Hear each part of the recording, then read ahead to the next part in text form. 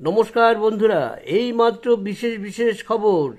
দেশ ভাঙার জন্য প্রস্তুতি নিচ্ছে যত চোর আছে একসাথে হয়ে। তার জন্য কিন্তু আমাদের সাবধান হতে হবে। আসুন আরও খবর, কিছু বিশেষ খবর। কোটি কোটি টাকা বিদেশি অনুদান ককরোচদের এনআইএর তদন্তের দাবিতে হাইকোর্টে দায়ের হয়েছে জনস্বার্থ মামলা। ককরোচ পার্টিদের বিভিন্ন বিদেশি সংস্থার কাছ থেকে কোটি কোটি টাকার অনুদান পাওয়ার অভিযোগ উঠল। ককরোচদের বিরুদ্ধে এনআইএর তদন্ত চেয়ে এবার দিল্লি হাইকোর্টে দায়ের হলো একটি জনস্বার্থ মামলা। জরুরি ভিত্তিতে শুক্রবার মামলাটি শুনানি হবে বলে জানান কোর্ট। বৃহস্পতিবার অখিল ভারত হিন্দু মহাসভার প্রাক্তন সহসভাপতি সতীশ কুমার আগরওয়াল মামলাটি করেন।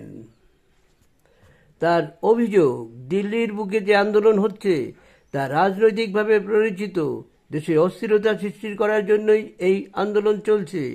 এই আন্দোলনের নেপথ্যে রয়েছেন বিভিন্ন বিদেশি সংস্থা, বিদেশি শক্তি।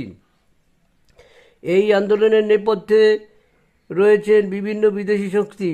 শুধু তাই নয়, তার দাবি আন্দোলনটি সংগঠিত করতে বিদেশ থেকে অনুদান ও পাচ্ছে ককরোচ জনতা পার্টি। আবেদনে বলা হয়েছে দিল্লি ও বিক্ষোভের তদন্তভার জাতীয় তদন্তকারী সংস্থা এনআইএর বা অন্য কোনো বিশেষ সংস্থাকে দেওয়া হোক। ঘটনার প্রেক্ষিতে দিল্লি পুলিশের দায়ের করা সমস্ত এফআইআর সংশ্লিষ্ট তদন্তকারী সংস্থাকে হস্তান্তরিত করা হোক। এর পাশাপাশি হিংসা ছড়ানো, ভাঙচুর ও জরুরি পরিষেবায় বাধা সৃষ্টিকারীদের শনাক্ত করে তাদের বিরুদ্ধে আইনি ব্যবস্থা নেওয়ার আর্জি জানিয়েছেন সতীশ। মামলাকারীর দাবি, এই বিক্ষোভ কোনো প্রকৃত ছাত্র আন্দোলন নয়, বরং এটি দেশবিরোধী বিদেশি শক্তির দ্বারা প্ররোচিত বা পরিকল্পিত একটি বৃহত্তর ষড়যন্ত্রের অংশ। আবেদনে আরও উল্লেখ করা হয়েছে, গত 23শে জুলাইয়ের বিক্ষোভে যান চলাচল বাধা সৃষ্টি, সরকারি ও ব্যক্তিগত সম্পত্তি ভাঙচুর, পুলিশি সাংবাদিকদের উপর হামলার মতো ঘটনাও ঘটেছে। শুধু তাই নয়, পরিবেশকর্মী তথা শিক্ষাবিদ সোনম ওয়াংচুকের সঙ্গে কিছু বিদেশি সংস্থার যোগ রয়েছে বলেও দাবি করা হয়েছে আবেদনে। শুক্রবার প্রধান বিচারপতি DK উপাধ্যায় এবং বিচারপতি তেজস কারিয়ারের বেঞ্চে মামলাটি শুনানি হওয়ার কথা চলছে। বন্ধুরা, আমাদের দেশে এখন অনেক উন্নত হওয়ার জায়গায় তৈরি হচ্ছে, ধীরে ধীরে প্রচুর উন্নতি হবে এবং উন্নতি হওয়া দেখে আমাদের এই চোর কতগুলো বিরোধী পার্টি রয়েছে, এরা কিন্তু এই ককরোচ পার্টির পিছনে রয়েছে এবং বিদেশি শক্তি প্রচুর টাকা নিয়ে এখানে এসেছে, ছাত্রছাত্রীদের টাকা দিচ্ছে, আর তার সাথে আরও কিছু জোগাড় হচ্ছে যেগুলো বোঝে না, কিছু আছে বোঝে না। এদের সম্বন্ধে কড়া আইনি ব্যবস্থা নিতে হবে, অন্যথা এই আন্দোলন নোংরাভাবে বিভিন্নভাবে ছড়াবে এবং দেশের যে অগ্রগতির জায়গা স্তম্ভিত হয়ে যাবে। তাই বন্ধুরা, অবশ্যই আপনারা যারা জনগণ আমরা রয়েছি, আমাদের যত কিছুই দাম বাড়ুক আর যাই করুক, মোদি সরকার ইজ গ্রেট। সারা পৃথিবীর কাছে আমরা একটা পরিচিতি যে আমরা একটা গ্রেট সরকার পেয়েছি এবং আমাদের সরকার ভালো চলছে।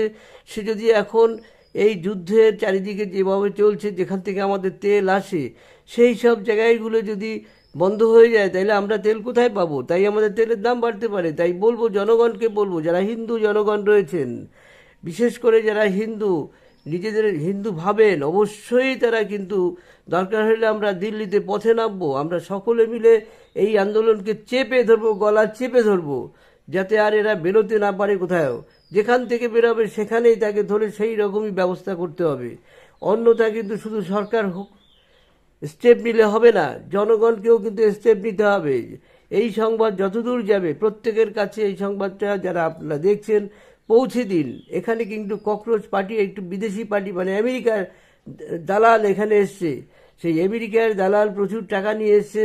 এখানে কিন্তু বাংলাদেশ আছে, পাকিস্তান আছে। এই যে মিলিয়ন মিলিয়ন সাবস্ক্রাইব হয়েছে দেখবেন বা ভিউ হয়েছে, সম্পূর্ণ কিন্তু বেশিরভাগ আমেরিকা, তারপরে পাকিস্তান, তারপরে বাংলাদেশ আর অস্ট্রেলিয়ার অল্প কিছু রয়েছে। এইসব বিষ যেখানে যেখানে আছে সেখান থেকে কিন্তু এরা সাবস্ক্রাইব করছে এবং দেখাচ্ছে, জনগণকে দেখাচ্ছে যে বিশাল একটা জনসমর্থন রয়েছে। বলুন তো আমাদের মোদী সরকার কি খারাপ করছে, আমাদের দেশের জন্য কি খারাপ করছে। প্রত্যেকটি মানুষকে দেখছে, যে মুসলমান, খ্রিস্টান, হিন্দু, শিখ সকলকে সমানভাবে দেখছে। এটা এই বিরোধী ইন্ডি জোট একটা আছে, একদম সোজাসুজি নাম করে বলছি, কেজরিওয়াল একটা চোর, এখানে মমতা ব্যানার্জি একটা চোর, তার দল চোর, তারপরে এনসিপি, শরদ পাওয়ার, উদ্ধব ঠাকুর মহারাষ্ট্রের ঠাকরে, এই সবই চোর। সব চোরগুলো এক জায়গায় হয়েছে। এদিকে লালু প্রসাদের দল ঘোটালায় একাকার হয়ে গেছে। এবারে আপনাদের আর একটা কথা বলি, কেরালায় কংগ্রেস সরকার করছে, সেখানে কোটি কোটি টাকার কয়লা উধাও হয়ে গেছে, লক্ষ লক্ষ কোটি কোটি টাকার কয়লা উধাও হয়ে গেছে। এখানে রাহুল গান্ধী একটি মুসলিম, মমতা ব্যানার্জি মুসলিম, এই সব মুলায়ম সিংয়ের দল যেটা হচ্ছে মোহাম্মদ অখিলেশ, এই হারামজাদা, এগুলো সব কিন্তু এই দলের পিছনে আছে, তারা উন্ধান যোগাচ্ছে। ভালো করে ইনকোয়ারি করা হোক, আর জনগণ যারা আমরা রয়েছি যারা সবাই ঝাঁপিয়ে পড়ুন। ঝাঁপিয়ে না পড়লে কিন্তু আমাদের দেশকে অনেক পিছিয়ে দেবে, যেমন বাংলাদেশ পিছিয়ে গেছে, পাকিস্তান খেতে পায় না। এই সব ব্যাপারগুলো কিন্তু আমাদের মাথায় নিতে হবে, জনগণকে নামতে হবে। এখানে চুপ করে বসে থাকলে চলবে না।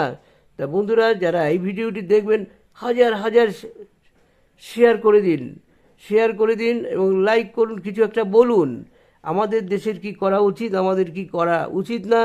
এবং জনগণকে, যারা এই বদমাশ জনগণ যেগুলো রয়েছে টাকা খেয়ে লাফাচ্ছে, এগুলোকে কিন্তু এখন আমাদের এই জনগণকেই কিন্তু প্রতিহত করতে হবে, না হয় আমাদের দেশ অনেক পিছিয়ে যাবে। তা বন্ধুরা, আজকে এখানে শেষ করব। আপনারা অবশ্যই কমেন্টস করবেন আর প্রচুর প্রচুর শেয়ার করুন।